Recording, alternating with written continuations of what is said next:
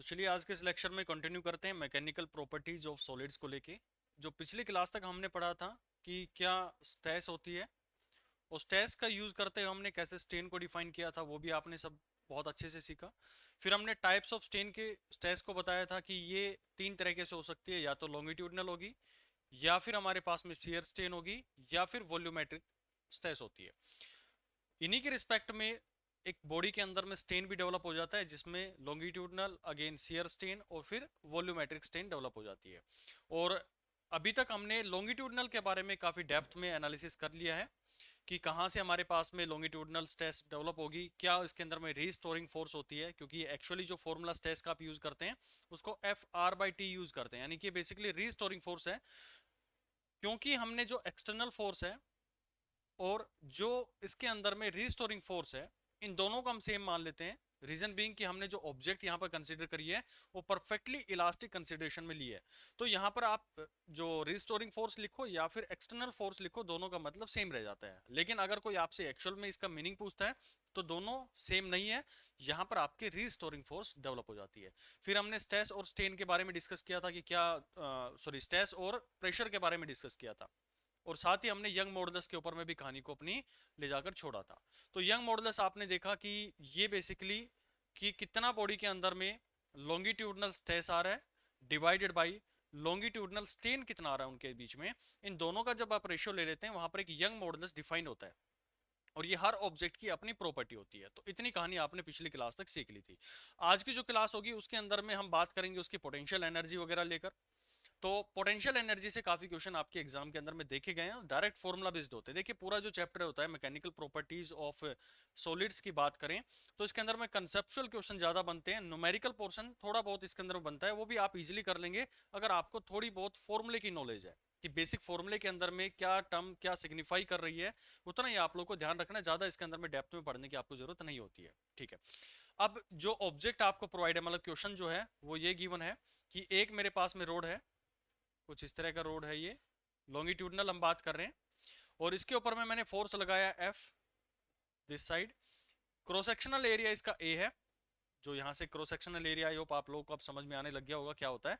ये हमारे पास में L है, जो इसकी लेंथ हमने दी हुई है, जो रोड यहाँ पर दी गई है उसकी लेंथ है।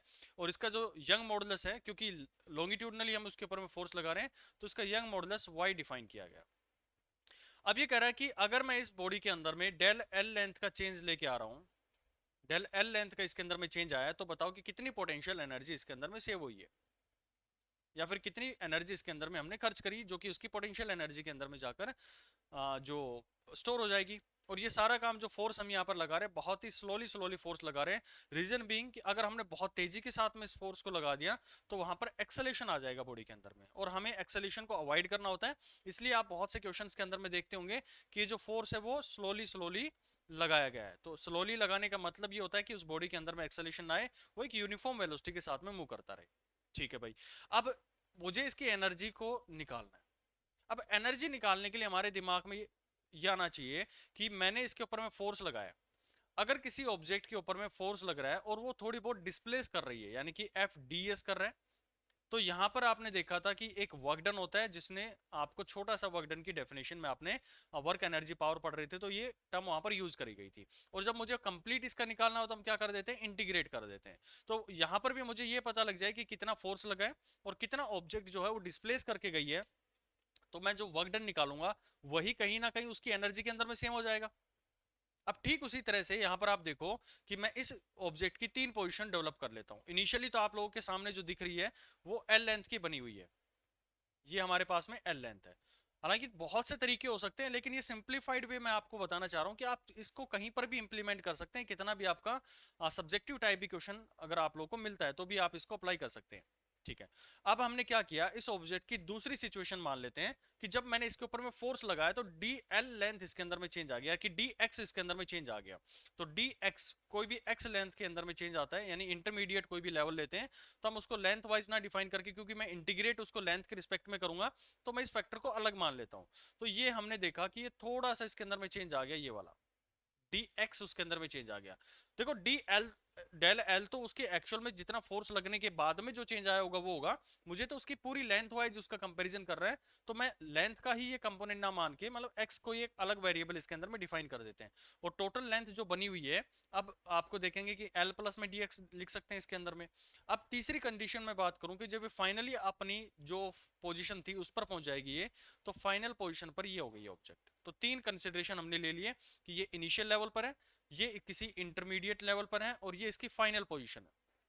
अब हमारा जो पॉइंट ऑफ डिस्कशन होगा, मैं इस पॉइंट पर बात करना चाहूंगा, क्योंकि यहां से मैं इजिली इसके वर्क डन को कैलकुलेट कर सकता हूं। हमने फोर्स कहां लगाई है, आउटवर्ड डायरेक्शन में लग रही है फोर्स।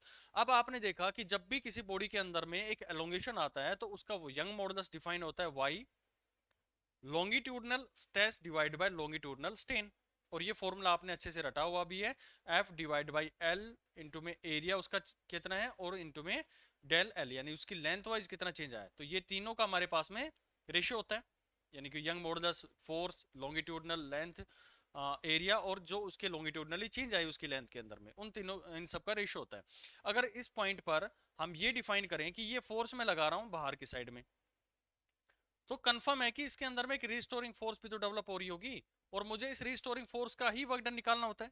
तो पहला तो न्यूमेरिकल आप लोगों से यही पूछता है कि कितनी रिस्टोरिंग फोर्स उसके अंदर में डेवलप हो गई है।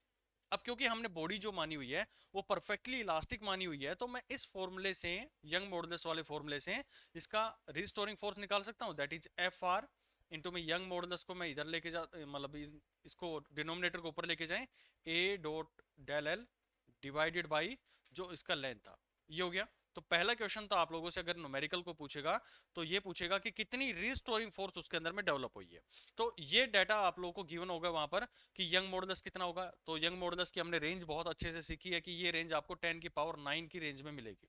फिर एरिया आपको गिवन होगा, हो सकता है कि सेंटीमीटर स्क्वायर के अंदर में गिवन हो, तो आपको कन्वर्जन आना चाहिए ऐसा यूनिट के अंदर में जो मीटर के अंदर में कन्वर्ट करना पड़ेगा, यानी कि अगर मिलीमीटर में गिवन है या फिर सेंटीमीटर के अंदर में गिवन है, हो सकता है कि माइक्रोमीटर के अंदर में भी गिवन हो, तो इन सबका कन्वर्जन आना चाहिए। मिलीमीटर के अंदर में होती है 10 की पावर -3, सेंटीमीटर के अंदर में होती है 10 की पावर -2, और माइक्रोमीटर के अंदर में होती है 10 की पावर -6। क्योंकि एरिया वाइज है तो इन दोनों का स्क्वायर भी यहाँ पर हमें यूज करना पड़ेगा, स्क्वायर। तो 10 की पावर -6 से आपको मल्टीप्लाई करने पड़ेगा अगर मिलीमीटर से आप मीटर के अंदर में आ रहे हो। सेंटीमीटर से आप करोगे तो इस पूरे का स्क्वायर करेंगे तो 10 की पावर -4 आ जाएगा, और माइक्रोमीटर से आप एरिया का कन्वर्जन करोगे तो जो भी गिवन वैल्यू होगी, मान लो मैंने प्रोवाइड करी आपको कि 2 मिलीमीटर स्क्वायर है, तो आपको क्या करना है, सीधा इसके अंदर में मीटर के अंदर में कन्वर्जन करना है, 2 इंटू में 10 की पावर -6, सीधा आ जाएगा। अब ये दिमाग में नहीं आना चाहिए कि ये -6 कैसे आया भाई, मिलीमीटर, मिली के अंदर में कितना होता है 10 की पावर -3, एक मिली और लगाओगे, अगर इतना तो मैथमेटिक्स आप लोगों को आता ही है, हालांकि मैथमेटिक्स और जो फिजिक्स है ना दोनों एक साथ चलते हैं ये, और जो फिजिक्स का स्टूडेंट होता है ना उसको बड़ा मजाक लगता है ये कि हो क्या रहा है, हम फिजिक्स पढ़ रहे हैं या मैथ्स पढ़ रहे हैं, क्योंकि फिजिक्स आपको फॉर्मूला देगा, बाद में कैलकुलेशन आपको सारा मैथ्स का यूज करके करनी है, ठीक है। तो दोनों को साथ लेके चलना चाहिए। तो मिलीमीटर 10 की पावर -3, 10 की पावर -6, तो हमारे पास -3, तो ये 10 की बेस सेम होते हैं तो पावर जो होती है वो ऐड हो जाती है, तो 10 की पावर -6 हुई है। यहीं से मैंने इस फॉर्मूले को, जो टर्म्स मैंने आपको दिखाई है वो यहीं से लेके आए, कोई रॉकेट साइंस नहीं है, हालांकि सबको पता है, फिर भी एक क्विक रिवीजन के लिए मैंने आपको यहाँ पर बता दिया, ठीक है भाई। अब जो कहानी थी रिस्टोरिंग फोर्स को लेके, एरिया मेरे पास में गिवन होगा, लेंथ वाइज मेरे पास कितना चेंज है वो गिवन होगा, कितनी लेंथ है उसके अंदर में वो गिवन होगा, तो आप इजीली रिस्टोरिंग फोर्स निकाल सकते हैं। अगर रिस्टोरिंग फोर्स निकालनी आ गई है तो यहाँ से आपको ये भी पता लग गया है कि कई बार क्वेश्चन के अंदर में एक्सटर्नल फोर्स ना दे के वो आपसे गिवन डाटा से पूछेगा। हालांकि आपको ये तो पता है कि जो एक्सटर्नल फोर्स है वो हमारी रिस्टोरिंग फोर्स के बराबर तो होती है।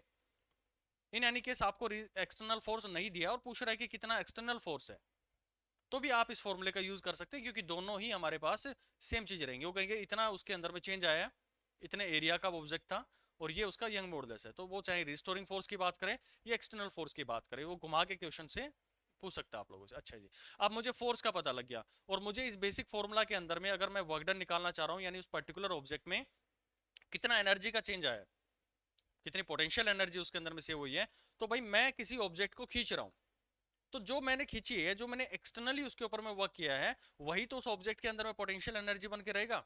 देखो, मान लेता हूं कि ये ऑब्जेक्ट है मेरे पास में, मैं इसको खींच रहा हूं, मैं अपनी ताकत जो एक्सटर्नल फोर्स है वो इसके अंदर में लगा रहा हूं, तो ये जो एक्सटर्नल फोर्स ने कितना काम किया है वही तो उसकी पोटेंशियल एनर्जी के अंदर में सेव होगा। मेरी जितनी एनर्जी खर्च होगी वो इसकी पोटेंशियल बन जाएगी। तो हम इसी फॉर्मूले को यूज करेंगे।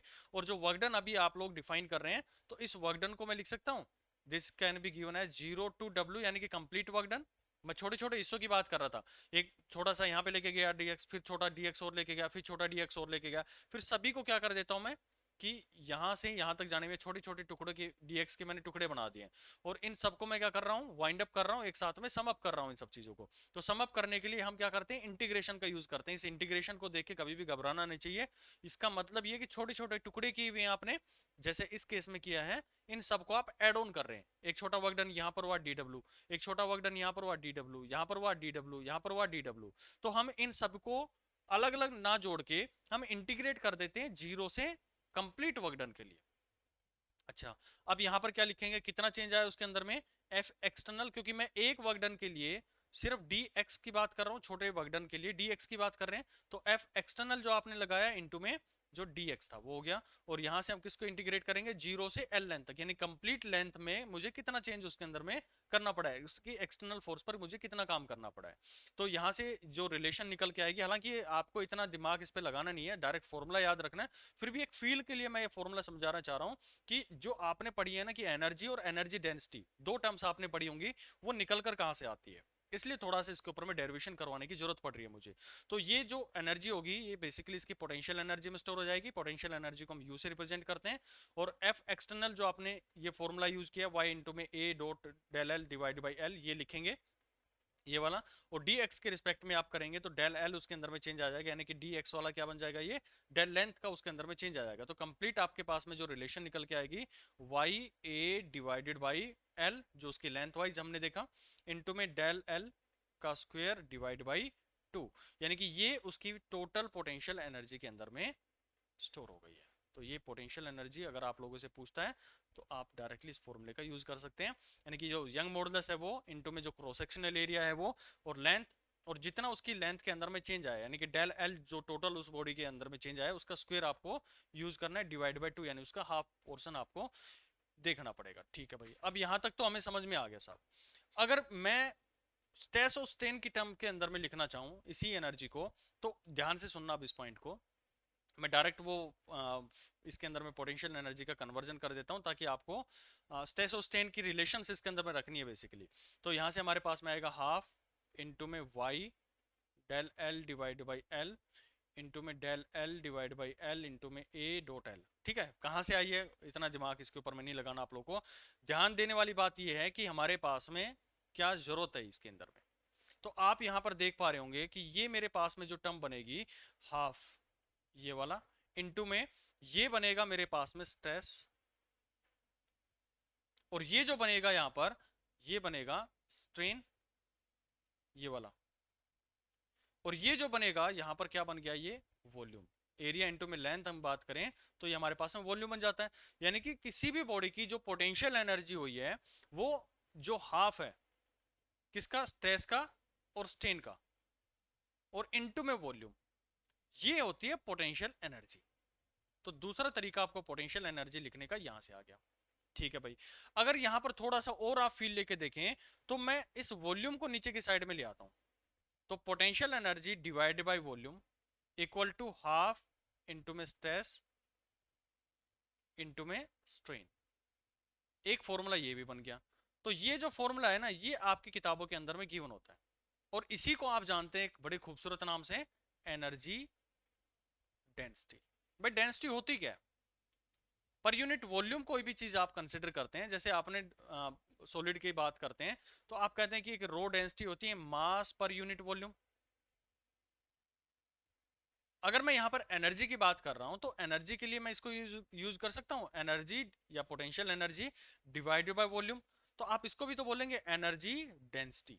तो ये जो टर्म आई है वॉल्यूम को मैं इस साइड में ले आया हूं, तो ये potential energy per unit volume की बात करें तो हाफ इंटू में स्ट्रेस इंटू में स्ट्रेन होती है।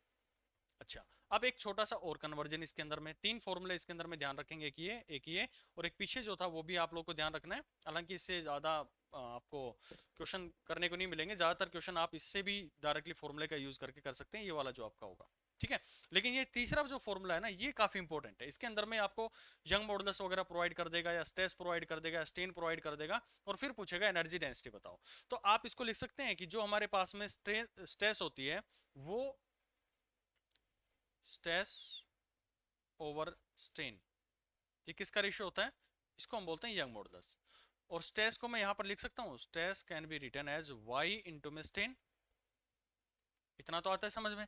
अब जो स्ट्रेस जहां पर गिवन है उसकी पॉइंट पर आप ये लिख दो यंग मॉडुलस और स्ट्रेन की टर्म्स के अंदर में। तो यहां से जो रिलेशन बनेगा वो u बाई वी, यानी कि energy density that can be given as half into में y, यंग मॉडुलस बाहर आ जाएगा, इंटू में स्ट्रेन का होल स्क्वायर। ये हमारे पास में होल स्क्वायर आ गया। तो ये फॉर्मूला ज्यादा इंपॉर्टेंट है आप लोग के एग्जाम पॉइंट ऑफ व्यू से, कि वो आपको क्या क्या प्रोवाइड करेगा एग्जामिनर। वो प्रोवाइड कर देगा यंग मॉडुलस जो कि 10 की पावर 9 की रेंज के अंदर में होगा, और स्ट्रेन की वैल्यू आपको प्रोवाइड कर देगा। तो लॉन्गिट्यूडनल के अंदर में स्ट्रेन आप समझते हैं डेल एल बाई एल होती है, यानी कि change in length divide by original length. Okay, और इस पूरे का क्या यूज करेंगे? स्क्वायर। तो बेसिक वही फॉर्मूलाज है, उन्हीं का हमें बार बार यूज करना है। तो एक छोटी सी टर्म थी जो आप लोगों को ध्यान में रखनी चाहिए, आपके एग्जाम पॉइंट ऑफ व्यू से इसके ऊपर में छोटे छोटे क्वेश्चन पूछे गए। ठीक है, ये मुझे नहीं लगता कि ज़्यादा इसके अंदर में आपको कोई डिफिकल्टी आई होगी। डेरिवेशन के ऊपर में सिर्फ मैंने इसलिए जोर दिया है कि आपको फील हो कि क्या इसके अंदर में वॉल्यूम है, क्या हमारे पास में उसकी जो रिस्टोरिंग फोर्स है, और क्या एक्सटर्नल फोर्स जो हमने लगाई, और वर्क डन हमने किस बेसिस पे कैलकुलेट किया हुआ है, जो कि उसकी पोटेंशियल एनर्जी के अंदर में स्टोर हो जाएगा। अब बात करें एक इंपॉर्टेंट रेशियो को लेके, जो कि आप सभी ने जाना होगा, किस नाम से? पॉइजन रेशियो, जहरीला रेशियो। ऐसा नहीं है भाई, ये नाम है साइंटिस्ट का, मत बोल देना इसको जहरीला रेशियो, पॉइजन रेशियो। और आपकी जो स्टैंडर्ड बुक्स होती हैं उनके अंदर में इसको सिग्मा से डिफाइन किया गया। हालांकि हमने ये सिग्मा पहले भी यूज किया है, कहीं पर मैंने सिग्मा एल यूज किया था, सिग्मा वी भी यूज किया, सिग्मा ए भी यूज किया, ऐसे ऐसे हमने उसके अंदर में यूज किया है। स्ट्रेस वगैरह, स्ट्रेन वगैरह के लिए, स्ट्रेस के लिए हमने यूज किया था, तो वो अलग चीज है। हम पॉइजन रेशियो की अगर बात करें तो खाली आपको सिग्मा मिलता है ये, और ये पॉइजन रेशियो जो है वो स्टैंडर्ड नोटेशन है इसका। जब हम कुछ फॉर्मूलाज के बीच, इनके बीच में रिलेशंस बनेंगे मॉडुलस ऑफ इलास्टिसिटी और रिजिडिटी के बीच में, तो वहां पर ये काफी इंपॉर्टेंट रहेगा। तो इस फॉर्मूले का मतलब इस रेशियो का ये सिंबल आप लोग ध्यान रखेंगे। अभी होता क्या है इसको समझो अच्छे से। मान लेते हैं कि कोई हमारे पास में रोड है, एक रोड प्रोवाइडेड है, दिस वन, जिसका डाया जो है, ये डायमीटर की बात कर रहा हूं मैं, इसका डायमीटर मेरे पास में डी है, डी डायमीटर है, और इसकी जो लेंथ है वो हमारे पास में एल है। अच्छा, अब बात करें इसकी कि एक फोर्स मैं इसके ऊपर में लगा रहा हूं, लॉन्गिट्यूडनल फोर्स। अब कितने लोग कहते हैं कि इसकी लेंथ बढ़ेगी? सभी कह रहे होंगे तो भाई कि हाँ ठीक है भाई उसकी लेंथ तो बढ़ रही है, लेकिन क्या आपने थोड़ा सा और भी इसके अंदर में सोचने की कोशिश करी है कि ठीक है भाई लेंथ तो मेरे पास में बढ़ रही है, तो इसका डायमीटर भी तो चेंज हो रहा होगा ना। भाई लंबाई बढ़ रही है, उसका वॉल्यूम तो कांस्टेंट रखना है मेरे को, कोई अलग से मटेरियल तो मेरे पास में आ नहीं रहा। जैसा मैं जर्नली एग्जांपल भी लेता हूँ आप लोगों के लिए, जो गीला आटा होता है उसको, कि आपने थोड़ा सा आटा लिया हुआ है, उसको आप एक जगह पे रखो तो वो एक बंच टाइप में बना हुआ है, हीप टाइप में बना हुआ है, आप उसको फैलाते चले जाओ, फैलाते चले जाओ, क्वांटिटी तो आपके पास में वही है ना, उसी क्वांटिटी को आप बढ़ा सकते हो, यानी उसी क्वांटिटी उतना ही वॉल्यूम आपके पास में है, अवेलेबिलिटी है, उसी को आप चाहे छोटा कर दो, चाहे उसको खींच के बड़ा कर दो। तो इस पूरे के अंदर में जब मैं इसके ऊपर फोर्स लगा रहा हूं तो जितने भी कंटेंट है इसके अंदर में वो तो रहेंगे सेम, कांस्टेंट रहेंगे, यानी कि वॉल्यूम मेरा कांस्टेंट रहेगा। तो कंफर्म है कि अगर उसका वॉल्यूम इस पॉइंट पर L इंटू में A है, ये उसका वॉल्यूम है, तो लेंथ आप इंक्रीज कर रहे हैं तो एरिया उसका क्या होना चाहिए? डिक्रीज होगा, तभी ये वॉल्यूम मेरे पास में कांस्टेंट हो सकता है। यानी कि आपने लॉन्गिट्यूडनल उसकी लेंथ को चेंज कर दिया। जैसे इस केस में आप देखोगे तो ये लेंथ हो गई मेरे पास में, ये लंबा होगा ये इससे, इसकी लेंथ अभी हो गई है L प्लस में डेल एल।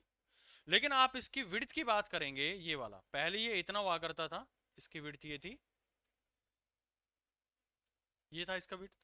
अब क्या हो गया, ये थोड़ा सा सिकुड़ गया है अंदर की साइड में, यानी इसकी लेटरल जो चेंज है वो आपके पास में आया है डेल डी का, इतना चेंज आ गया।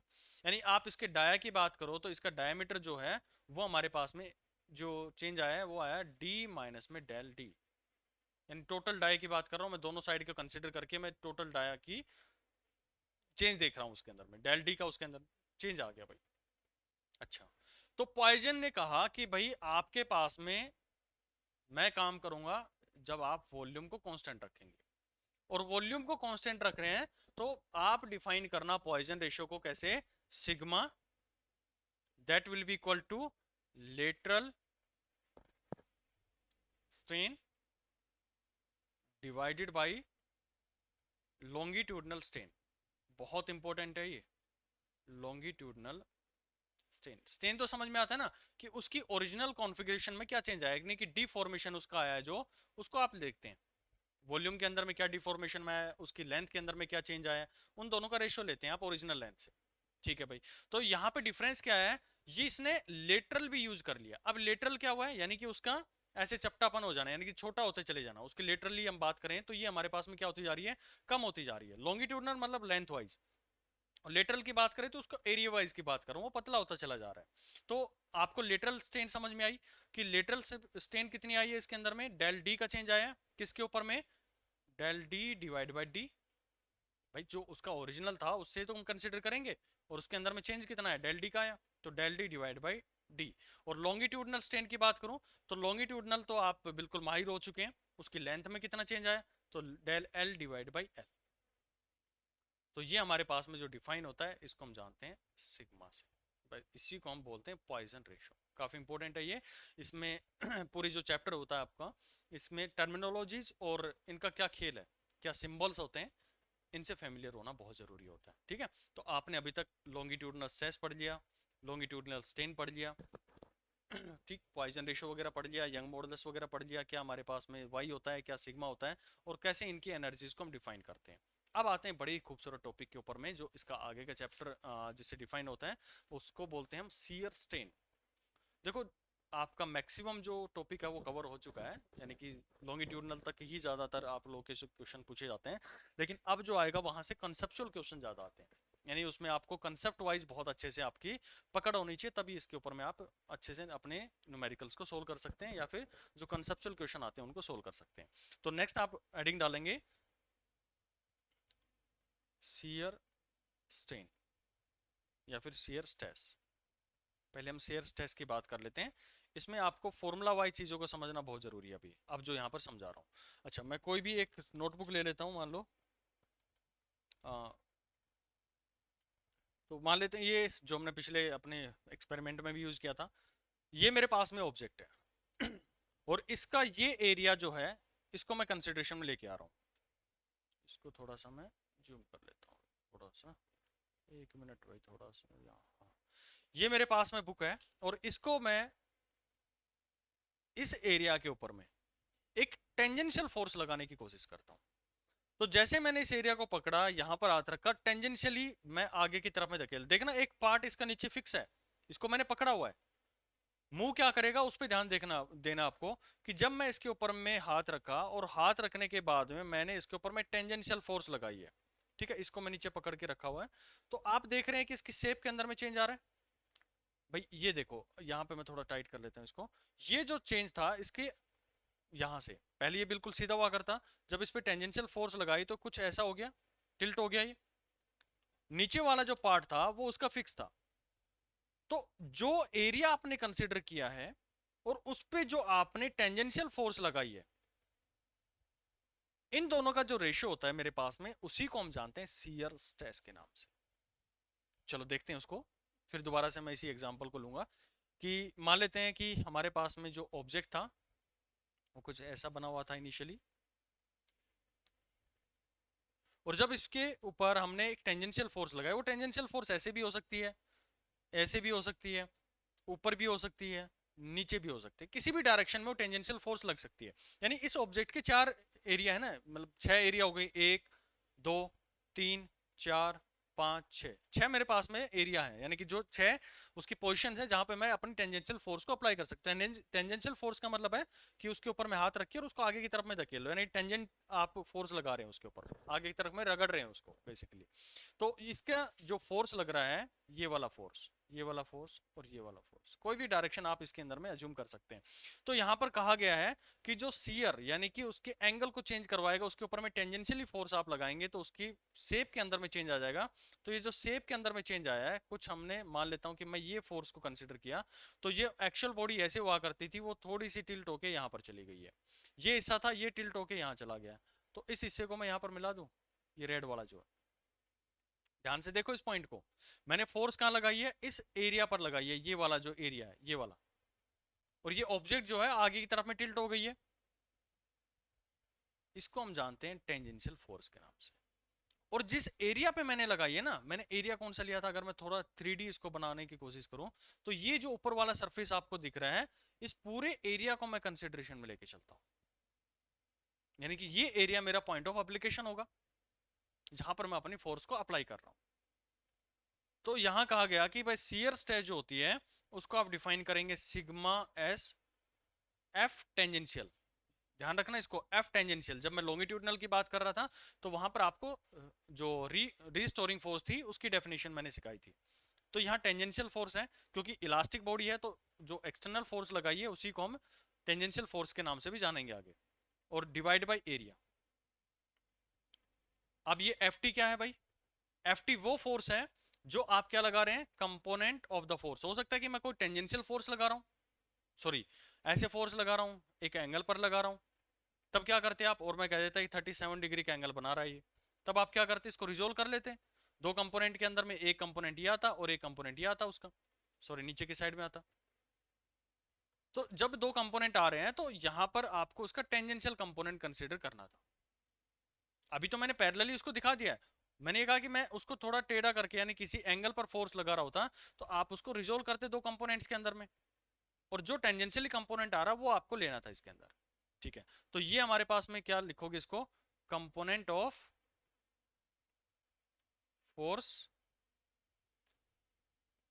पैरेलल टू एरिया, यानी कि जो एरिया आपने कंसीडर किया है उसके पैरेलली जो फोर्स लगाई है वो, divide by area on which force is applied parallelly.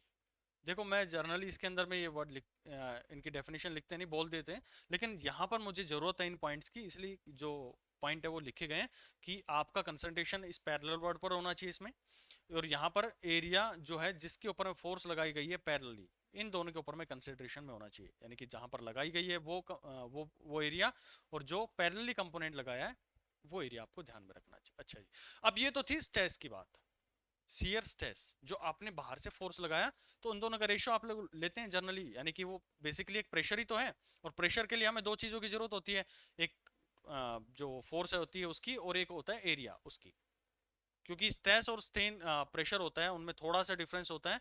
ये जब आप कोई चीज लगाते हैं तो उसके बाद में डेवलप होती है उसकी बॉडी के अंदर में, जो एक्सटर्नली था तो एक्सटर्नल का कुछ कंपोनेंट एफटी के अंदर में जाता है ना, जैसे ये आपने एक्सटर्नल तो ये लगाया, लेकिन उसका ये कंपोनेंट ही हमारे काम का था, तो ये एफटी फोर्स लगेगा उसके अंदर, क्योंकि एक्सटर्नल फोर्स ही हमारी जो एक्चुअल कंसिडरेशन होता है इलास्टिक बॉडी की वजह से, तो आप दोनों का एक्सटर्नल फोर्स का भी कंपोनेंट इसके अंदर में रख सकते हैं डायरेक्टली।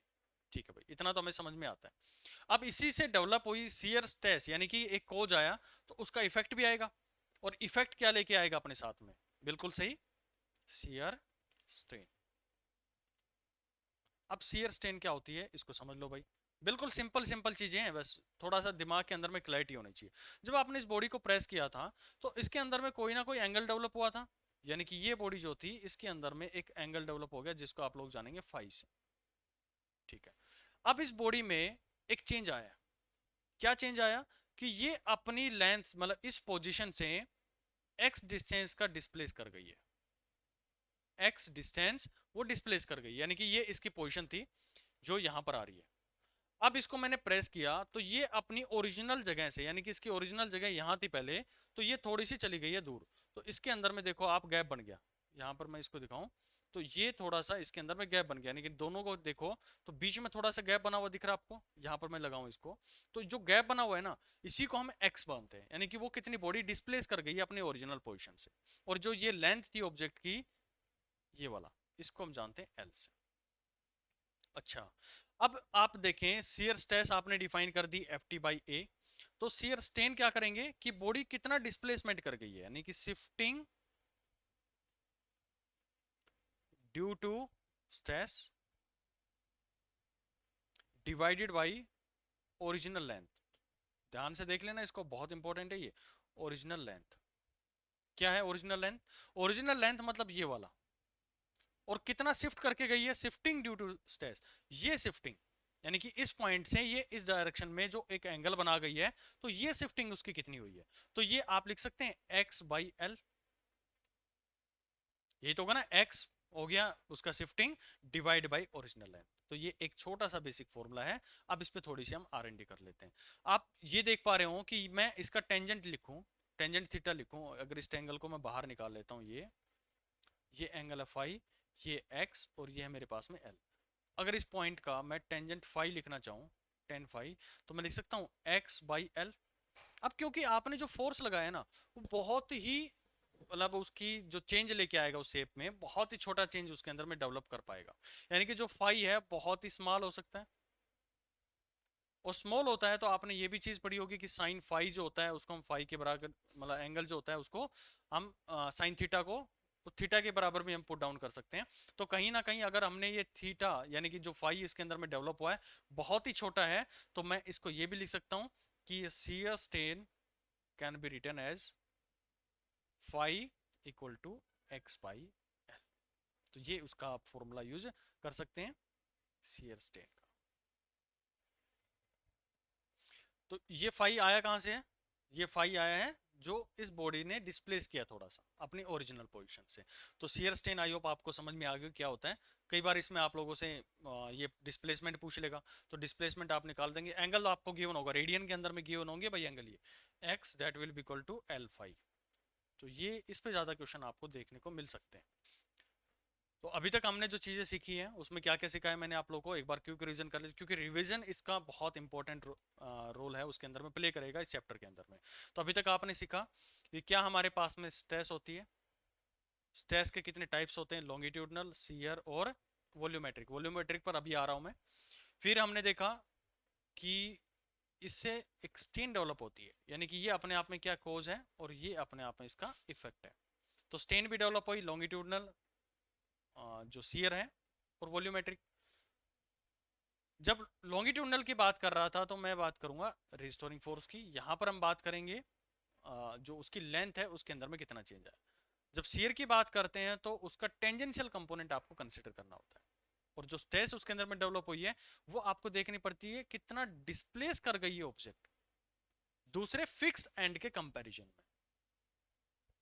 देखो नीचे इसका एंड फिक्स है ना, इसके कंपैरिजन में ये एंड कितना मूव कर गया, जो रेड में आपको दिख रहा है ये एंड इस फिक्स्ड पॉइंट के कंपैरिजन में, अगर मैं परपेंडिकुलर लाइन देखूं दोनों के बीच की, तो इन दोनों के बीच में कितना ये मूव कर गया है, इसका रेशियो आप डिफाइन करते हैं तो हमारे पास में शियर स्ट्रेस आ जाती है, सॉरी शियर स्ट्रेन आ जाती है।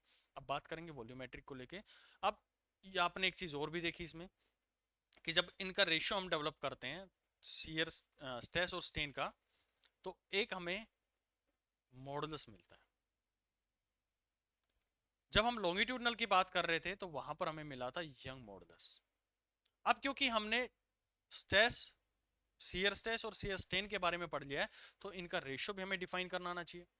तो जब हम इनका रेशियो डिफाइन करेंगे तो उसको आपने बोला था कि मॉडुलस ऑफ इलास्टिसिटी। जब लॉन्गिट्यूडनल की बात कर रहे थे तो वहां पर आपने इसको नाम दिया था मॉडुलस ऑफ इलास्टिसिटी, यानी कि वाई यंग मॉडुलस। यहां पर थोड़ा सा नाम इसका बदल जाता है और इसको हम डिफाइन करते हैं ईटा से। ऐसे एन को थोड़ा सा नीचे घुमा के ऊपर की तरफ में लेके जाया जाता है ईटा। और ये रहेगा हमारे पास टेंजेंशियल स्ट्रेस, क्योंकि हम सारी कहानी टेंजेंशियल को ही लेकर बात करते हैं। तो टेंजेंशियल स्ट्रेस कितना लगाया आपने, डिवाइडेड बाई जो शियर स्ट्रेन आया ऑब्जेक्ट के अंदर में वो। क्योंकि शियर स्ट्रेन कब आ सकता है ऑब्जेक्ट के अंदर में, भाई जब आप उसके ऊपर में टेंजेंशियल फोर्स लगाओगे तभी तो उसके अंदर में शियर स्ट्रेन आएगा, तभी तो उसका डिस्प्लेसमेंट होगा फिक्स एंड के कंपैरिजन में। तो ये उसी के डेवलप हुआ यहां से। अच्छा जी, तो इसको क्या नाम दिया जाए, तो यहां से पहचाना गया कि भाई इसको नाम दे दो आप जो ये गिवन है, दैट इज मॉडुलस ऑफ क्या नाम देंगे, rigidity. This is known as modulus of rigidity. नाम याद रखेंगे, इसको कहा जाता है मॉडुलस ऑफ इलास्टिसिटी, और जब हम इसको शियर की बात करते हैं तो इसको नाम दिया गया है मॉडुलस ऑफ रिजिडिटी। अच्छा, इसको थोड़ा सा और हम डेराइव कर दें तो टेंजेंशियल स्ट्रेस आपने क्या दिखाई थी, this is F T divide by area, यानी कि जो आपने टेंजेंशियल फोर्स लगाई है पर यूनिट एरिया उसकी बात करी, और शियर स्ट्रेन अभी आपने देखा ये वाला जो आया था आपका कि कितना वो डिस्प्लेस कर गई है डिवाइड बाई उसकी ओरिजिनल लेंथ, यानी कि x डिवाइड बाई एल। तो ईटा को हम ये भी डिफाइन कर सकते हैं। अच्छा, अब किसी के दिमाग में है नहीं, थोड़ा सा और इसके अंदर में चेंज कर दूं मैं, कर दो भाई, आपकी मर्जी है। तो x बाई एल को मैं फाई लिख दूं, लिख दो भाई, एफ ए फाई। तो कई बार आपको ये फॉर्मूला भी याद करना पड़ सकता है, कई बार ये भी आप लोगों को यूज करना पड़ सकता है, लेकिन दोनों चीजें आई वहीं से है, x बाई एल को फाई लिख दो, तो कोई चेंज थोड़ी ना है इसके अंदर में। और ये जो पूरा कहलाता है इसको बोलते हैं modulus of rigidity. I hope ये क्लियर हो गया होगा आप लोगों को, ज़्यादा कोई इसके अंदर में रॉकेट साइंस नहीं पढ़ाई है, सिंपल सिंपल चीज़ें हैं जो आपको ध्यान में रखनी चाहिए। अच्छा, अब बात कर लेते हैं इनकी यूनिट्स को लेके। तो स्टेन की जितनी भी आपने पढ़ी है, स्टेन की सारी यूनिट क्या रहेंगी हमारे पास में, न्यूटन पर मीटर स्क्वायर, सॉरी स्ट्रेस की। क्यों भाई, क्योंकि हर पॉइंट पर आप देख रहे हैं कि फोर्स डिवाइड बाई एरिया ही आ रहा है, कभी ये अपने आप में रिस्टोरिंग फोर्स बन जा रहा है, कभी ये टेंजेंशियल फोर्स बन रहा है, नीचे एरिया आ रहा है, तो इसकी यूनिट भी न्यूटन मीटर पर स्क्वायर होगी। और स्टेन की यूनिट क्या होगी, स्टेन की यूनिट रहती है डेल एल बाई एल, देखा यहाँ पर एक्स बाई एल देखा, तो सभी आप कंपोनेंट देख रहे हैं तो वो लेंथ की है, मतलब उनकी यूनिट जो है लेंथ की यूज कर रहे हैं, तो ये अपने आप में होती है यूनिटलेस। तो स्टेन की यूनिट पता होना चाहिए, स्ट्रेस की यूनिट आप लोग को क्लियर होना चाहिए। अब इसमें क्वेश्चन कैसे बनता है, एक सिंपल सा क्वेश्चन मैं देता हूँ, क्योंकि ज़्यादा डिफिकल्ट इसके अंदर में क्वेश्चन आते नहीं, आप खुद भी इसको ट्राई कर सकते हैं, सिर्फ फॉर्मूला बेस्ड आते हैं। फॉर्मूला अच्छे से आप लोग को ध्यान रखना है कि किसके लिए क्या यूज करना है। तो आपने इसमें देखा कि ये मेरे पास में एक ऑब्जेक्ट गिवन है, इसके ऊपर में हम एक टेंजेंशियल फोर्स लगा रहे हैं जिसपे एफ टी की वैल्यू मैंने प्रोवाइड करी है 10 न्यूटन। एरिया जो गिवन है, यानी कि ये जो एरिया गिवन था, एरिया जिसपे फोर्स लगा है that is 1 metre square. Okay, eta जो है वो आपको प्रोवाइड कर रहा हूँ मैं 4 इंटू में 10 की पावर 9, क्योंकि मॉडल जितने भी आएंगे 10 की पावर 9 के फॉर्म के अंदर में आएंगे, और ये लेंथ है वो आपको प्रोवाइड कर रहा हूँ 1 मीटर। तो आपको बताना है कि बॉडी कितना डिस्प्लेस कर गई है, यानी कि फाइंड एक्स। कर लोगे, सिंपल सा यार, फॉर्मूले के अंदर में रखेंगे जो भी यहाँ पर गिवन था, ये वाला एफ टी गिवन है, ए गिवन है, एल गिवन है, ईटा गिवन है, एक्स निकाल लो। मैथमेटिकल कैलकुलेशन आप लोगों को आनी चाहिए। अब आते हैं एक बड़ी ही खूबसूरत टॉपिक, वॉल्यूमेट्रिक स्ट्रेस। तीसरा जो इसके अंदर में रह गया है, लास्ट है इसका ये, वॉल्यूमेट्रिक स्ट्रेस। वॉल्यूमेट्रिक स्ट्रेस, देखो इस लेक्चर लास्ट में ना मैं आपको एक बहुत ही बढ़िया ट्रिक बताऊंगा, जो कि आपके एग्जाम में क्वेश्चन डायरेक्ट उन रिलेशंस के बीच में आते हैं। 3 हमारे पास फॉर्मूला होते हैं, उन 3-4 फॉर्मूला को अच्छे से आपको याद रखना है। रिलेशन बार बार आपके एग्जाम के अंदर पूछे जाते हैं, कोई भी जर्नल साइंस के भी जो आते हैं ना उनके अंदर में भी उन क्वेश्चन को देखने को मिलता है, और मैक्सिमम गलती वहां पर हो जाती है कि वो फॉर्मूला एक दूसरे में मिक्सअप हो जाते हैं, जिसकी वजह से वो क्वेश्चन आपके गलत हो जाते हैं। चलो वॉल्यूमेट्रिक स्ट्रेस की बात करते हैं। तो स्ट्रेस में जो हमने प्रेशर पढ़ा था मतलब एक बार पहले, और स्ट्रेस के बीच में डिफरेंस पढ़ा था, तो आपने ये कहा था कि स्ट्रेस जो होती है वो बॉडी के अंदर में इंटरनली डेवलप होती है जब बाहर से कोई भी चीज उसके ऊपर में गिर रही होती है, और जो प्रेशर होता है वो होता है बाहर का एक्सटर्नल फोर्स, यानी कि बाहर से कितना उसको दबाव मिल रहा है और हर तरफ से उसके ऊपर में दबाव पड़ रहा है। तो जब मैं स्ट्रेस की बात करता हूं तो वॉल्यूमेट्रिक स्ट्रेस भी कहीं ना कहीं थोड़ा प्रेशर की तरफ में हमारे को ले जाने की कोशिश करती है। अब आपको सोचना चाहिए कि एक कोई भी ऑब्जेक्ट है, मान लो ये कोई बॉल है, इसको मैं एक टैंक के अंदर में डाल देता हूं, पानी का भरा हुआ है। जब ये इस बॉल को इसके अंदर में डाला गया है तो ये वाटर जो है वो हर डायरेक्शन में इसके ऊपर में फोर्स लगा रहा है, ये भी यहाँ पर लगा रहा है, यहाँ भी लगा रहा है, इस पॉइंट पर भी लगा रहा है, यहाँ पर भी लग रहा है, ये भी लग रहा है, ये भी लग रहा है, हर पॉइंट पर उसके ऊपर में फोर्स लग रहा है। तो इस फोर्स की वजह से उस बॉडी के शेप साइज के अंदर में जो चेंज आ जाएगा, ध्यान से सुनना, उस बॉडी के वॉल्यूम के अंदर में चेंज आ जाएगा, क्योंकि जब आप इसको दबाएंगे बाहर से तो ये कंप्रेस होती होती होती अंदर चली जाएगी, यानी कि छोटी होती चली जाएगी। तो इसके बेसिकली वॉल्यूम के अंदर में डिफॉर्मेशन हो गया, किसकी वजह से, बाहर के एक्सटर्नल फोर्स से। और ये जो फोर्स है ये हर डायरेक्शन में इस ऑब्जेक्ट पर लग रहा है, यानी कि पहली चीज कि हर डायरेक्शन में फोर्स लगना चाहिए, हर डायरेक्शन में फोर्स लगना चाहिए, पहली चीज तो ये। दूसरा पॉइंट ये कहता है कि जो फोर्स है ना वो नॉर्मल लगना चाहिए, force at any point is normal to the surface. अब ये क्या मतलब है इसका? देखो ये जो ऑब्जेक्ट आपने कंसीडर किया है, अगर मैं इसका छोटा सा हिस्सा यहां पर ले लूं, ये वाला हिस्सा, तो ये जो फोर्स है इसका मतलब इस एरिया का नॉर्मल कहां पर होगा? आउटवर्ड डायरेक्शन में। एरिया के ऊपर में बहुत डिस्कस कर चुके हैं हम, यहाँ पर भी आप लोग देख रहे हैं कि जो जो भी सरफेस लेते हैं उसे हमेशा आउटवर्ड डायरेक्शन में परपेंडिकुलर जो निकलता है उसका नॉर्मल होता है। तो जो फोर्स लगेगी वो इस डायरेक्शन में यहाँ पर लग रही है, यानी कि उसके नॉर्मल के अलोंग लग रही है। तो जो फोर्स है वो हर पॉइंट पर, चाहे ये पॉइंट लो, चाहे यहाँ पर कोई पॉइंट ले लो, चाहे ये पॉइंट ले लो, कोई भी पॉइंट आप कंसिडरेशन में ले लो, हर पॉइंट पर वो फोर्स कैसी लगनी चाहिए? नॉर्मल लगनी चाहिए। तो तब हम कहते हैं कि उस बॉडी के अंदर में क्या हो रहा है? एक वॉल्यूमेट्रिक स्ट्रेस डेवलप हो रहा है, यानी कि उस बॉडी के वॉल्यूम के अंदर में जो चेंज आ गया उसी को हम वॉल्यूमेट्रिक स्ट्रेस के नाम से जानते हैं। और एक और नाम इसका दिया जाता है जिससे आप फेमिलियर होते हैं, क्या नाम है वो उसका? Bulk stress. यानी हमने बल्क में उसके ऊपर में क्या लगा दिए? स्ट्रेस लगा दिया। बल्क का मतलब चारों तरफ से उसको हमने घेर लिया, चारों तरफ से उसके ऊपर में हमने एक प्रेशर डेवलप कर दिया। तो बल्क स्ट्रेस के नाम से भी आप इसको जानते हैं, मॉडुलस भी उसमें डिफाइन किया जाता है बाद में। अब क्योंकि इसके वॉल्यूम के अंदर में चेंज आया तो हमारा जो स्ट्रेस है वो भी कहीं ना कहीं इसके वॉल्यूम को लेकर ही डिफाइन होना चाहिए, मतलब जो स्ट्रेन है वो वॉल्यूम को लेकर डिफाइन होना चाहिए। तो पहले वॉल्यूमेट्रिक स्ट्रेस की डेफिनेशन हमने देख ली।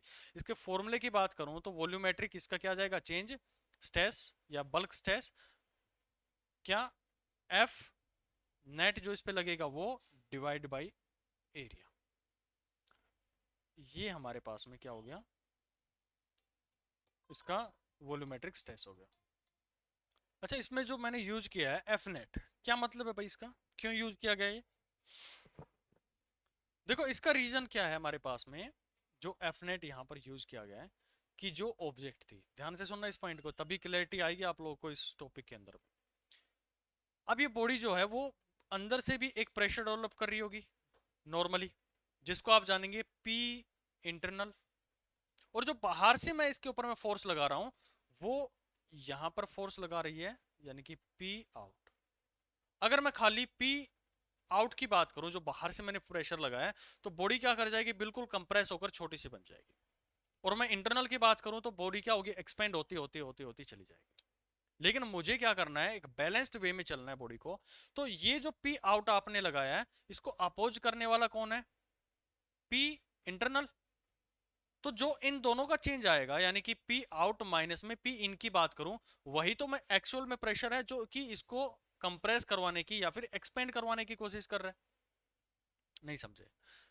देखो मैं ये कह रहा हूं कि यहां से मैंने 4 पास्कल प्रेशर लगाया और अंदर से ये बॉडी का भी जो पार्ट्स हैं वो भी एक प्रेशर डेवलप कर रहे हैं, वो 3 पास्कल उसके अंदर में डेवलप कर रहे हैं। तो जो इसको कंप्रेस करवाएगा 3 न्यूटन तो उसको बैलेंस कर रहे हैं ना। तो सॉरी पास्कल, 1 पास्कल वो जो होगी वो उसको अंदर की तरफ में कंप्रेस करो, क्योंकि ये आउट वाला ज्यादा है तभी तो बॉडी कंप्रेस होती आएगी, यानी उसके वॉल्यूमेट्रिक चेंज आएगा उसके अंदर में। तो वॉल्यूमेट्रिक चेंज आ रहा है, तो वो जो फोर्स मैंने यहां पर लगाया एफ नेट, अब इस एरिया को मैं कंसीडर करूं तो ये एरिया मेरे पास में ए है।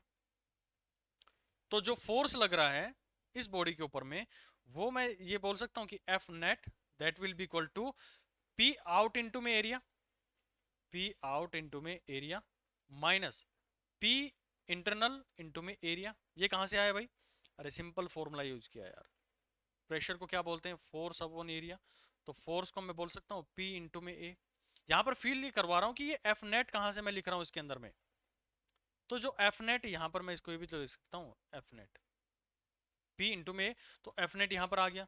अच्छा, अब आप ये भी तो कर सकते हैं कि एफ नेट डिवाइडेड बाई ए, और ये आ जाएगा पी आउट माइनस में पी इन, और ये अपने आप में क्या है? Change in pressure. तो बेसिकली जो आपको समझाना चाह रहा था वो ये था कि ये जो चेंज आया यानी कि उसके अंदर में वॉल्यूमेट्रिक स्ट्रेस आई है, उसको या तो आप ये लिखो या फिर ये लिख दो कि प्रेशर का कितना चेंज आया, दोनों का मतलब सेम है।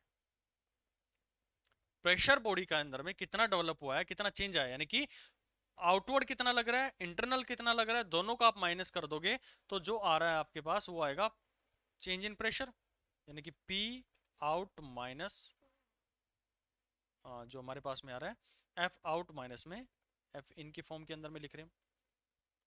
तो डेल पी क्या आया मेरे पास, चेंज इन प्रेशर है। तो आगे से आप इस फॉर्मूले को ये भी याद रखेंगे कि डेल वी, इसको डायरेक्टली आप लिख सकते हैं डेल पी। लेकिन दिमाग में ये क्लैरिटी होनी चाहिए आपको कि ये डेल पी है कि अपने आप में एफ नेट लगने वाला डिवाइड बाई एरिया। तो ये क्या हुई, इसकी बॉडी जो है वो वॉल्यूमेट्रिक स्ट्रेस की तरफ में पहुंच गई है। अच्छा, अब देखो इसके अंदर में कि अगर ये प्रेशर, ये वैल्यू पॉजिटिव है, पॉजिटिव है तो मतलब P out is greater than P in है, तो बॉडी क्या हो गई, कंप्रेस हो गई। अगर दूसरा केस हो कि P out is less than P initial internal है, तो समझ पा रहे होंगे कि बॉडी क्या कर जाएगी, एक्सपेंड कर जाएगी। तो दो चेंजेस उसके अंदर में हम डेवलप कर सकते हैं, डिपेंड ऑन द प्रेशर कि कौन सा प्रेशर ज्यादा है, बाहर वाला ज्यादा है तो वो कंप्रेस कर जाएगी, अंदर वाला प्रेशर ज्यादा है तो वो एक्सपेंड कर जाएगी। जैसे आप कोई बैलून वगैरह फुलाते हैं तो आप अंदर क्या कर रहे हैं, प्रेशर दे रहे हैं उसको, तो बैलून जो है उसका स्ट्रेस उसके अंदर में एक्सटेंड डेवलप होता चला जाता है, उसका वॉल्यूम बढ़ता चला जाता है। तो वो जो वॉल्यूम उसका चेंज हो रहा है ना, वो बेसिकली ये हो रहा है कि आप इंटरनली प्रेशर ज्यादा लगा रहे हैं एज कंपेयर टू आउटवर्ड। और जैसे ही आप उसको छोड़ते हैं, खोल देते हैं उसको बैलून को, तो क्या करता है वो हवा निकलनी शुरू हो जाती है, बाहर प्रेशर जो है वो ज़्यादा हो जाता है और इंटरनली प्रेशर कम होता है, जिसकी वजह से बॉडी क्या होने लगी है, कंप्रेस होने लग जाती है। तो ये चीज़ इसके अंदर में आप लोग ध्यान रखेंगे। अब वॉल्यूमेट्रिक स्ट्रेस पढ़ लीजिए, इसका स्टेन भी तो बताओ, यानी कि इसका कोज जो आपने कोज था वो तो पढ़ लिया, इसका इफेक्ट भी तो बताओ। ठीक है भाई, तो यहां से डेवलप हो गया हमारे पास में वॉल्यूमेट्रिक स्टेन। अब क्योंकि सारा चेंज उसके वॉल्यूम के अंदर में आ रहा है, तो कहीं ना कहीं ये स्ट्रेन भी डिपेंड करेगी किस पैरामीटर के ऊपर में, किसको चेंज करवाएगी, ये उसके वॉल्यूम को चेंज करवाएगी। ऐसे पढ़ना है। लॉन्गिट्यूडनल मतलब उसके लेंथ को चेंज करवाएगी, तो लेंथ को चेंज करवा रही है तो मेरे लिए जो पॉइंट ऑफ एप्लीकेशन है वो उसकी लेंथ वाइज होगी, यानी कि लेंथ के अंदर में कितना चेंज आया। तो वॉल्यूमेट्रिक स्ट्रेस ये बोलता है कि जो डिफाइन किया गया है वॉल्यूमेट्रिक वॉल्यूमेट्रिक स्ट्रेन या बल्क स्ट्रेन, इसको डिफाइन किया गया है del V divide by V, यहां तक पढ़ा होगा। और इसके आगे लगा दिया जाता है माइनस का साइन। अभी माइनस के साइन का क्या मतलब है, इसके ऊपर में थोड़ी सी क्लैरिटी आप लोग को होनी चाहिए। तो ये वॉल्यूमेट्रिक स्ट्रेस यानी कि उसके वॉल्यूम में कितना चेंज आया, और जो ओरिजिनल वॉल्यूम था वो, देखो सुनो इसको, अगले पेज पे कर लेते हैं इसको। एक ऑब्जेक्ट है जिसका वॉल्यूम है मेरे पास में v, ठीक है जी, इसका वॉल्यूम है v, मैं इसके ऊपर में पी आउट ज्यादा कर रहा हूं, यानी कि आउटवर्ड प्रेशर ज्यादा कर दिया, तो बॉडी जो है वो वॉल्यूम घट के हो गया इतना, ये वाला वो क्या रहा है, P out is greater than P in है, और बॉडी का जो वॉल्यूम है वो क्या होता जा रहा है, कम होता जा रहा है, यानी कि इसके अंदर में जो चेंज आ रहा है, ये अब जो चेंज आया ये वाला, इसको मैंने डिफाइन कर दिया डेल वी से। तो जब ये कंडीशन रहेगा हमारे पास में कि पी आउट ज्यादा रहेगा, तो जो वॉल्यूम है वो हमारे पास में क्या रहेगी, ये वैल्यू जो आएगी वो नेगेटिव आ जाएगी। नेगेटिव कैसे, मतलब डेल वी को हम डिफाइन कैसे करते हैं, ये हम डिफाइन करते हैं कोई भी चीज की फाइनल वैल्यू, वॉल्यूम जो फाइनल है उसका वॉल्यूम फाइनल माइनस में वॉल्यूम इनिशियल।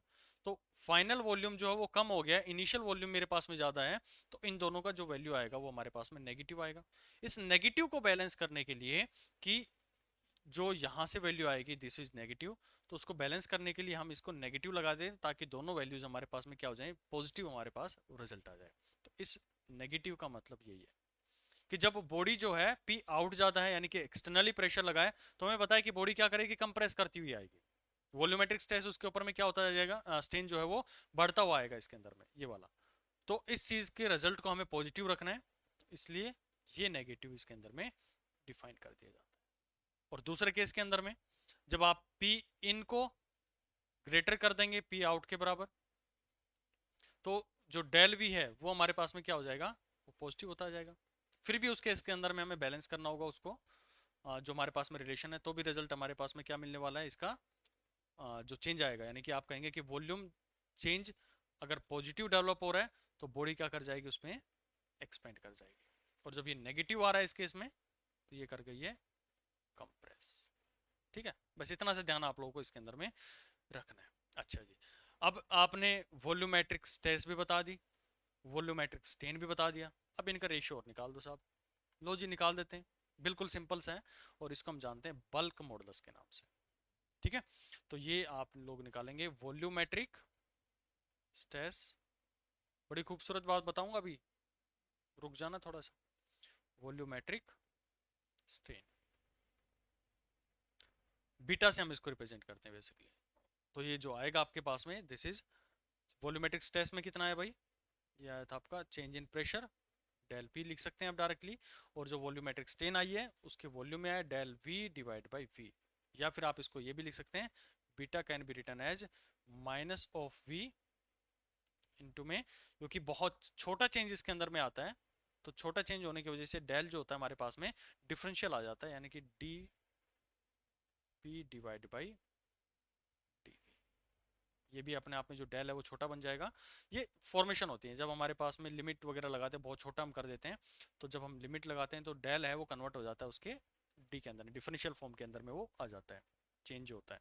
तो मैं वही यूज किया कि ये बीटा जो है बहुत छोटा है, यानी कि जब हमने स्ट्रेस वगैरह डेवलप करी है तो बहुत छोटा उसके अंदर में चेंज आएगा, तो आप इसको जो डेल पी वगैरह लिखे हुए हैं उनको आप डी पी यानी कि डिफरेंशियल फॉर्म के अंदर में भी लिख सकते हैं। तो ये एक फॉर्मूला आप लोग ध्यान रखेंगे बीटा का।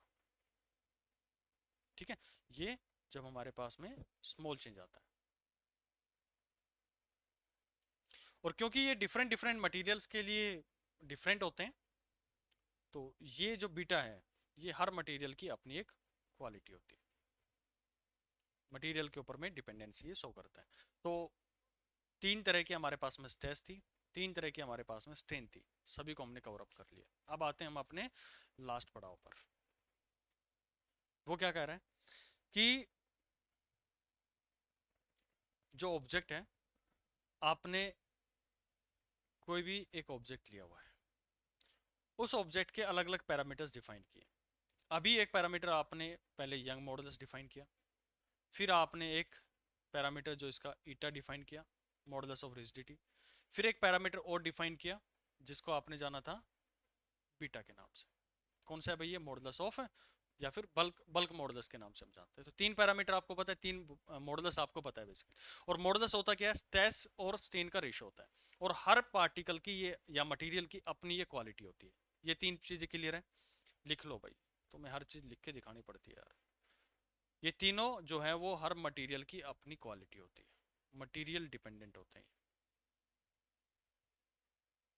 ठीक है, अब देखो कि जो यंग मॉडुलस था और जो मॉडुलस ऑफ रिजिडिटी था जिसको आपने ईटा के नाम से जाना है, ये दोनों हम किन पार्टिकल्स के लिए लगा सकते हैं। ये क्वेश्चन पूछा गया है आपके एग्जाम में कि यंग मॉडुलस यानी कि वाई जो कि लॉन्गिट्यूडनल के अंदर में यूज होता है, और जो ईटा जो कि वॉल्यूम शियर स्ट्रेस के अंदर में, शियर स्ट्रेन वगैरह के अंदर में, उन दोनों का रेशियो हम यूज करते हैं, तो वहां पर यूज होता है। ये किन पार्टिकल्स के लिए हम यूज करते हैं, तो ये केवल और केवल डिफाइंड होते हैं, ध्यान से सुन लेना, ओनली डिफाइंड फॉर सॉलिड्स। अगर आपने बहुत अच्छे से एनालिसिस किया हो, ओनली डिफाइंड फॉर सॉलिड्स।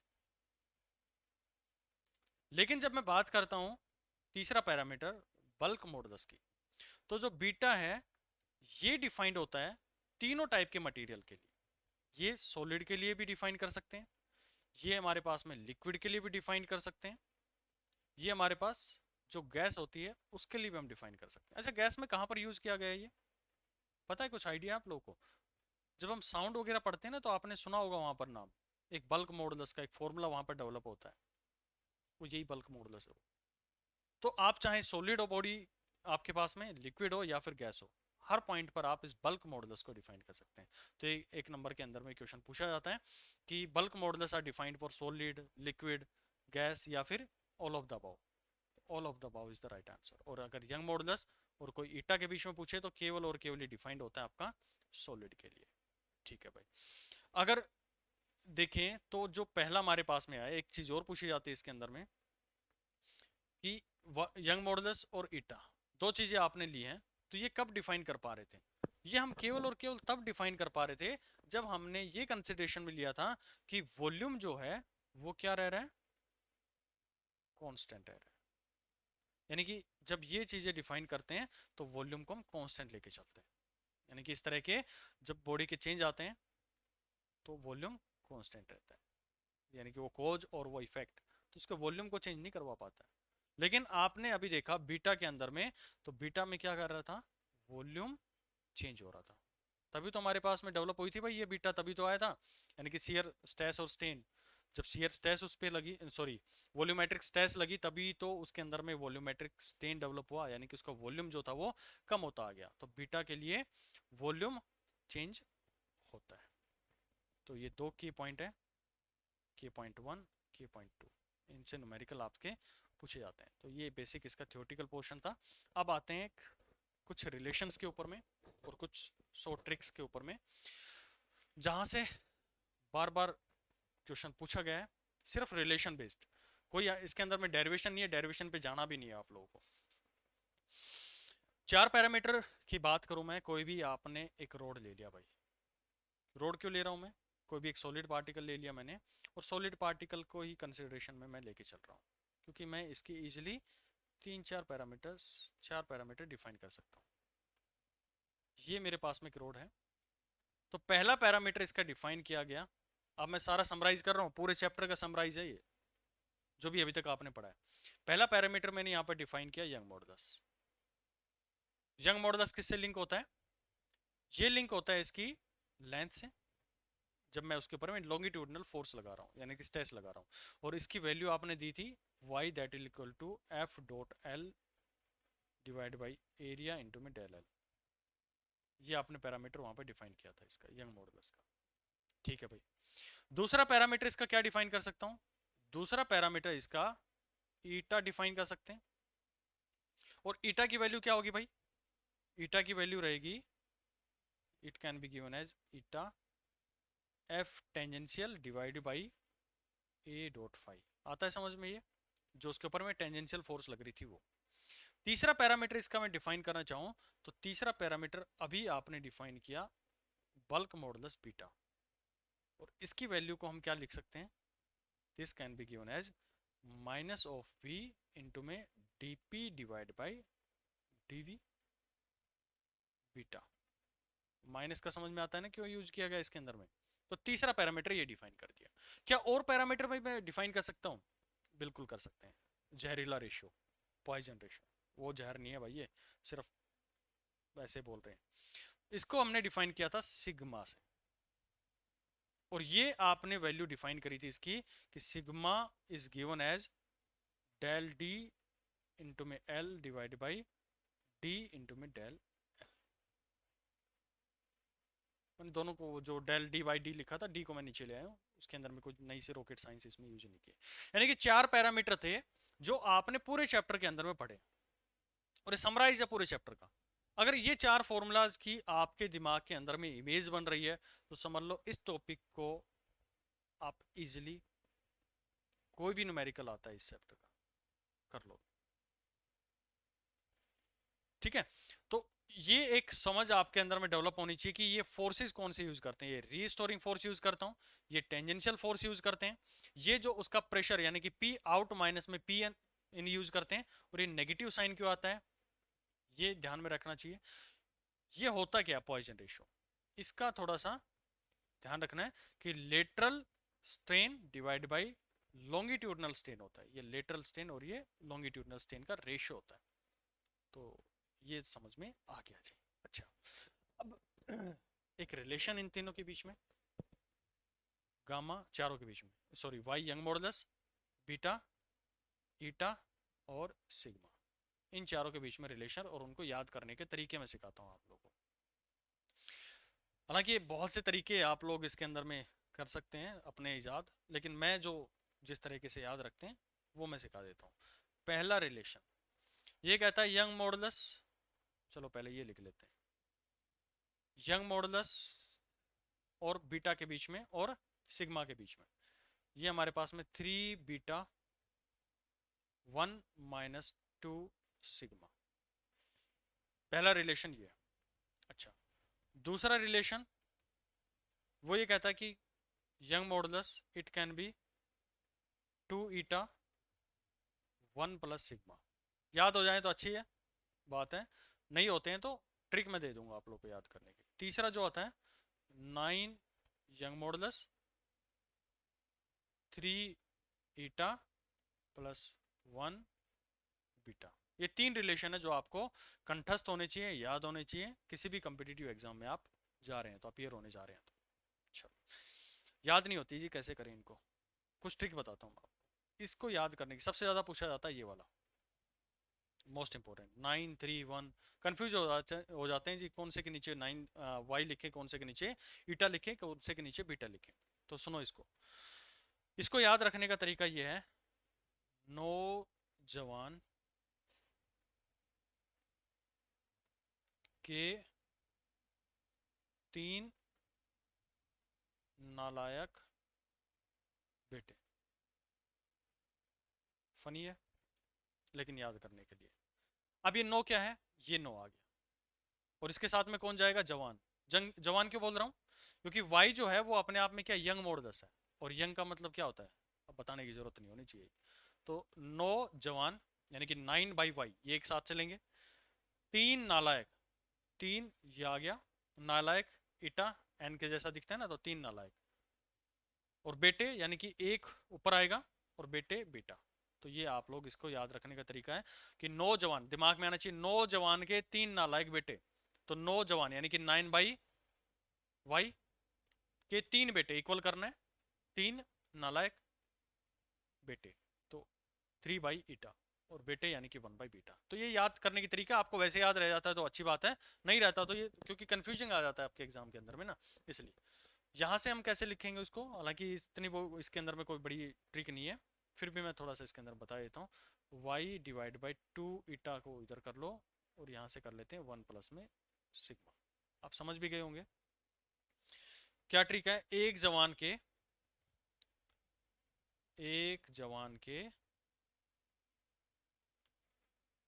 3 बेटे, सॉरी एक जवान के 2 नालायक और एक जहर। जहर, एक जवान 2 नालायक और एक जहर। अब देखो क्या क्या इसके अंदर में, एक जवान से मतलब ये आ गया हमारे पास में यंग मॉडुलस, 2 नालायक यानी कि उसके साथ में आ रहा है नीचे बेटा, एक जहर का मतलब एक और उसके साथ में जहर यानी कि पॉइजन, तो 1 प्लस में सिग्मा। ऐसे तो अभी याद हो ही गए होंगे आप लोगों को, लेकिन लॉन्ग टर्म के बाद में आप लोग भूल जाते हैं, इसलिए थोड़ा सा ही ध्यान रख सकते हैं। एक जवान के 2 नालायक बेटे, एक बेटे नहीं इसके अंदर में, एक जहर। चलो अब बात करें इसकी, ये वाला याद रखने का तरीका, तो इसको भी हम ऐसे ही कर सकते हैं, थोड़ा सा मॉडिफाई कर सकता हूं मैं। y divide by 3 beta that can be given as 1 minus में 2 सिग्मा। इसको याद रखने का तरीका कुछ ऐसे रखते हैं हम इसको, यहां से एक जवान के 3 बेटे, एक जवान के 3 बेटे, एक मिनिस्टर, अभी मिनिस्टर क्यों लिख रहा हूं भाई, 2 जहर। देखो सुनो इसको, एक जवान के 3 बेटे, एक जवान समझ में आया यंग मॉडुलस, 3 बेटे समझ में आया 3 बाई बीटा के साथ में जा रहा है, एक मिनिस्टर। अब एक तो ये हो गया ये वाला, अभी मिनिस्टर क्या बता रहा है, माइनस का साइन, भाई मिन यानी कि उसका माइनस का साइन आएगा दोनों के बीच में, तो ये माइनस आ गया, और 2 जहर सिग्मा यानी कि पॉइजन रेशो, तो 2 जहर ये वाला आ गया। तो छोटी छोटी ट्रिक्स हैं, आप याद करना चाहें तो इनसे कर सकते हैं, बाकी आप अपने भी कुछ बनाना चाहें तो बना सकते हैं। ये जर्नल मैंने अपने तरीके बना रखे हैं इनको याद करने के, क्योंकि कन्फ्यूजिंग रहती है, तो आपको जो बेटर लगे आप उस तरीके से इनको याद कीजिए। तो यहाँ पर जो है हमारा चैप्टर जो है वो खत्म होता है। ज़्यादातर आपके एग्जाम में यहाँ पर पूछे जाते हैं, ये क्वेश्चन पूछा जाता है। ठीक है, एक छोटा सा रिलेशन और आप लोग ध्यान रखेंगे, आपके शायद एनसीईआरटी के अंदर में गिवन ऐसा कोई क्वेश्चन कि एक कोई बीम है, उसके ऊपर भाई यहाँ पे भी एक वेट लगा दिया जाए, तो वेट लगाने के बाद में आपको दिख रहा है कि थोड़ा सा इसके अंदर में चेंज आ जाएगा, ऐसे आ जाएगी, ये थोड़ी सी चेंज हो जाएगी, और इस चेंज को हम डेल से दिखेंगे। ये जो ओरिजिनल थी ना इसकी, ये वाला थोड़ा सा नीचे की साइड में चला जाएगा, जिसको आप डेल से रिप्रेजेंट करते हैं। तो ये डेल पूछता है आप लोगों से, ये वेट जो नीचे इसके ऊपर में लगा हुआ है, इसकी वजह से चेंज कितना आएगा। तो इसका डायरेक्ट फॉर्मूला आप लोग ध्यान रख लेंगे, हालांकि अभी तक पूछा नहीं गया, फिर भी थोड़ा ध्यान होना चाहिए कि कितना वेट आपने लगाया, वो विड्थ नहीं है, ये वेट है, कितनी लेंथ थी, यानी कि ये जो इसकी लेंथ आएगी, ये वाली लेंथ, एल की क्यूब डिवाइडेड बाई 4, और इसकी जो पीछे था, ऐसे था ना, ये बीम थी जो ब्रेड थी, ये बी, और ये जो इसकी डेप्थ है यानी कि ये डी, 4 इंटू में बी इंटू में डी क्यूब इंटू में वाई। ये एक छोटा सा फॉर्मूला है, याद रहे तो अच्छी बात है, नहीं भी रहे तो पेपर के अंदर में नंबर कट जाएंगे भाई, और तो क्या होगा, ध्यान रखना है इसको भी। ओके, क्योंकि एनसीईआरटी के अंदर में गिवन है तो पूछा जा सकता है इसके अंदर। बस इसके अंदर टर्म याद रखना कि ये जो वर्क नहीं है, ये यानी कि डब्ल्यू कोई कांस्टेंट नहीं है, ये बेसिकली एम जी के बराबर में, जो इसके ऊपर में वेट आपने लटकाया एम जी, एल जो उसकी लेंथ थी उसके अंदर में कितना चेंज आया, यानी कि जो लेंथ ही गिवन थी, मतलब लेंथ जो गिवन है बेसिकली बॉडी की, बी उसकी ब्रेड्थ, डी उसकी डेप्थ या फिर हाइट, और वाई उसका यंग मॉडुलस। डेप्थ के ऊपर में ही उसके क्यूब लगता है, और लेंथ के ऊपर में क्यूब लगता है, ब्रेड्थ के ऊपर में कोई क्यूब नहीं लगता है, यंग मॉडुलस आप लोगों को यूज करना है। तो ये कहानी आपके पूरे चैप्टर की थी, और आई होप आप लोगों को ये चैप्टर समझ में आया होगा। कुछ ज़्यादा इसके अंदर में न्यूमेरिकल पूछे नहीं गए हैं, आपके बुक्स के अंदर में एनसीईआरटी के अंदर में भी हैं, वो आप बेसिक फॉर्मूलाज बेस्ड क्वेश्चन है वो आप कर लीजिए। टर्मिनोलॉजी जो है वो आपको समझ में आनी चाहिए चैप्टर की, न्यूमेरिकल बिल्कुल बेसिक आते हैं, इसके ऊपर में ज़्यादा हाई तौबा करने की ज़रूरत नहीं है। इसके ऊपर आपको इनके ऊपर में पता होना चाहिए कि क्या हमारे पास में यंग मॉडुलस होता है, क्या हमारे पास में बल्क मॉडुलस होता है, क्या ईटा होता है, और इनमें कौन सी फोर्स हमें यूज करनी पड़ती है, और कौन सा पैरामीटर किसके लिए डिफाइंड होता है। तो आपने अभी बताया कि यंग मॉडुलस और ईटा जो है वो केवल सॉलिड के लिए डिफाइन होता है, और बल्क मॉडुलस है वो सॉलिड लिक्विड गैस एसएलजी सब के लिए वो डिफाइंड होता है। तो इसी के साथ में हमारा चैप्टर आज वाइंड अप करते हैं हम, मिलते हैं फिर नेक्स्ट टॉपिक्स के साथ में, नेक्स्ट चैप्टर के साथ में, जिसमें हम आगे की चीज़ों को कंटिन्यू करेंगे। इस चैप्टर को बिल्कुल लाइटली मत लेना, क्योंकि अगर क्वेश्चन फंस गया तो आपके तोते उड़ा देगा ये। क्योंकि ये जो आपको बताया ना मैंने फॉर्मूला, अभी जो आपको दिखने में बहुत सिंपल लग रहे हैं ये, लेकिन वो घुमा फिरा के ना इसके अंदर में चेंज डालता है वो, जैसे ये वाला दे दिया मैंने, या इसके अंदर में कुछ भी इधर उधर मॉडिफाई कर देगा वो, जैसे ये रिलेशन आपको प्रोवाइड कर देगा, तो आपको ये एडजस्ट करना आना चाहिए कि कैसे इनको करना है। बाकी तो आप बिल्कुल माहिर हो चुके हैं इन सब चीज़ों, ये वाला पेज है ना, इसको आप ध्यान रखना, ये पूरा पेज, क्योंकि कंक्लूजन है आपका पूरा, इसको भी आप कर लेते हैं, इस कंक्लूडिंग पार्ट को भी देख लेते हैं तो मोर देन सफिशिएंट है। यंग मॉडुलस हमेशा लेंथ के लिए यूज़ करेंगे, यानी कि लॉन्गिट्यूडनल आप लगा रहे हैं, ये आप यूज़ करेंगे जब आप उस पर शियर स्ट्रेस डाल रहे हैं, यानी कि कुछ उसकी ऐसे चेंज आ रहा है तो, और ये आप जब बॉडी के ऊपर में हर डायरेक्शन में प्रेशर पड़ता रहेगा, इसके ऊपर में आपसे रीस्टोरिंग फोर्स के ऊपर में क्वेश्चन पूछ लेता है, तो फॉर्मूला आप लोग को ध्यान रहना चाहिए। तो चलिए शुरू कर, नेक्स्ट लेक्चर में हम इसको कंटिन्यू करेंगे दूसरे चैप्टर के साथ। Thank you.